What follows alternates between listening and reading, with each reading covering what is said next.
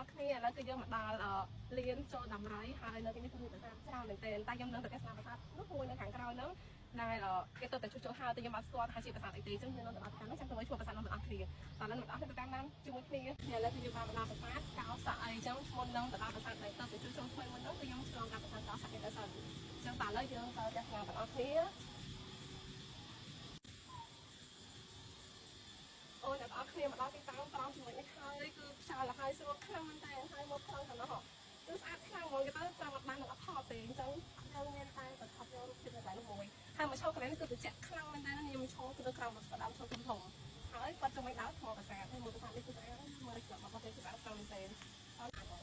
ថតជាមួយសិន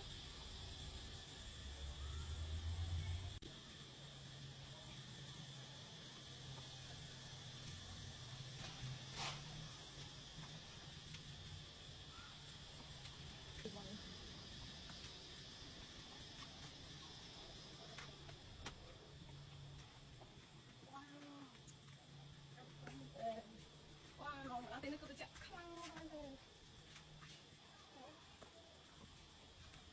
អញ្ចឹងអ្នកទាំងអស់គ្នាយើងមកដល់ហើយអ្នកប្រាសាទដែលយើងទៅជួសជុលហើយអញ្ចឹងយើងមកពណ៌ថ្មប្រាសាទរបស់យើងគឺខុសពីពណ៌ថ្មយើងធម្មតាអញ្ចឹង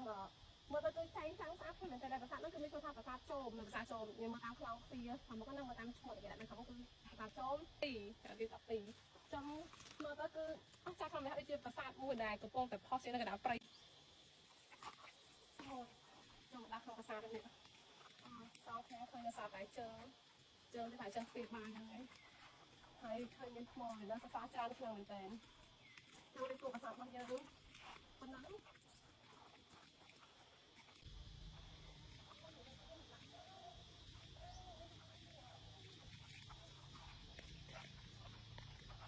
ចាអ្នកទាំងអស់គ្នាឥឡូវខ្ញុំបានមកដល់ជ្រុងមួយទៀតហើយនៃប្រាសាទចូលមកយើងនេះហើយក៏សង្កេតឃើញនៅលើក្បែរហ្នឹងគឺមានចម្លាក់ស្អាតខ្លាំងមែនទែនហើយបើតាមដែលខ្ញុំមើលទៅជាក់ស្ដែងហ្នឹងគឺនៅចម្លាក់ក្បែរខាងក្នុងហ្នឹងគឺដូចជាតកតងជាមួយនឹងសាច់រឿងកូរសមុទ្រទឹកដោះដែលជារឿងបែបទេវកថាអសរសិល្ប៍ព្រាហ្មណ៍និយមណាចឹងដូចជាមានព្រះវិស្ណុហើយមានយៈមានសារៈអីក្នុងគ្នាទីអញ្ចឹងទៅ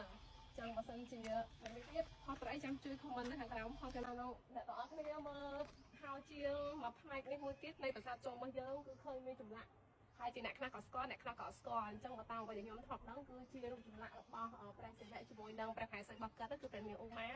ដែលសារតែយើងមើលតាមយើងជំនាញគាត់ត្រង់ពីលើហ្នឹងដែលគាត់គង់នៅពីលើហ្នឹងហ្នឹងគឺជាសកល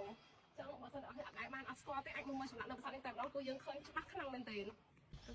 តើចឹងអ្នកនរគ្នានេះមកដល់ជ្រុងមួយទៀតនៃប្រាសាទចូលរបស់យើងនឹងដែរឃើញមានផ្តែរខាងលើហ្នឹងក៏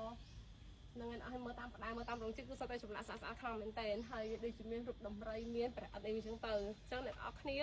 យកមកបង្ហាញវីដេអូអីច្រើនទេបើសិនជាចង់ទស្សនាប្រាសាទហ្នឹងគឺនៅចិត្តនៅលៀនចុះដំរីយើងនឹងឯងគ្រាន់តែងាកមកគឺឃើញប្លែកខុសពីគេតែម្ដងនេះសោះតែពើប្រាសាទមានគឺអត់ដូចប្រាសាទផ្សេងទៀតទេអញ្ចឹងអាចមកទស្សនាបានហើយយើងមានភាសាជានេះច្រើនដែរអ្នកអស់មកលេងទៅគឺមានច្រើនខមមិនទេអញ្ចឹងវីដេអូរបស់ខ្ញុំគឺមានតែប៉ុណ្្នឹងទេអរគុណសម្រាប់ការតាមដានពីដើមដល់ចប់ជួបគ្នាវីដេអូក្រោយទៀតបាយបាយ